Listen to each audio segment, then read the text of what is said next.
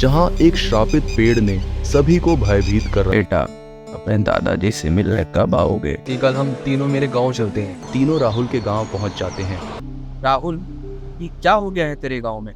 उस पेड़ ने एक और घर बर्बाद कर दिया। हम इस श्रापित पेड़ का रहस्य जानना चाहते हैं। उसके बाद तीनों रात को जाने का प्लान करते हैं।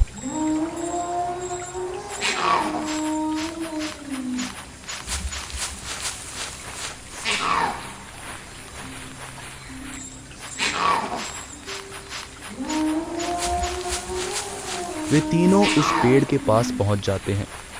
उस पेड़ को देखकर ही उन्हें डर लग जाता है, क्योंकि वह बहुत भयानक था। जैसे ही वे वहां कितना पहुंचते भयानक हैं, पेड़ है, देखकर ही डर लग रहा है। भाई मैं कहता हूँ चलते हैं यहाँ से, मुझे बहुत डर लग रहा है। अरे यार, जब यहाँ तक आ ही गए हैं तो थोड़ी देर देख कर चलते हैं। इतना कहकर रमन पेड़ के पास जाकर उसे छूने लगता है। तभी एक जोर से चिल्लाने की आवाज आती है। ये सुनकर सुनील डर जाता है। भागो यहाँ से।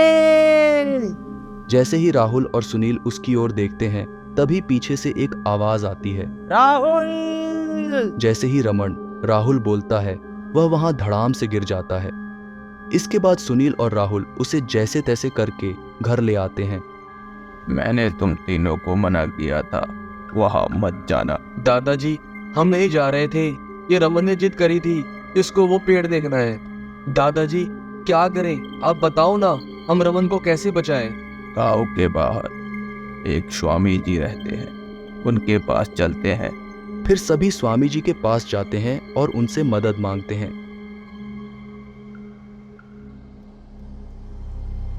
स्वामी जी, मेरे पोते और उसके दोस्तों को बचा लीजिए।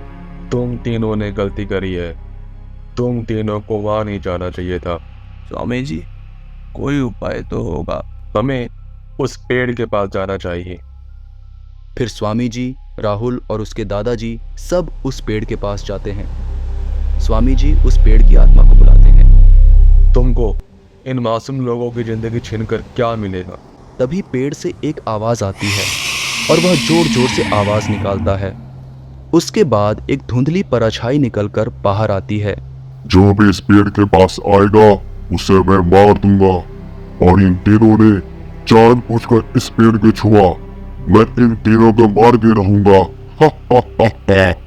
मैं तुम्हें आदेश देता हूँ, इस गांव को इस श्राप से मुक्त कर दो, वरना तुम्हारे साथ अच्छा नहीं होगा। नहीं लूंगा मैं इस श्राप को वापस।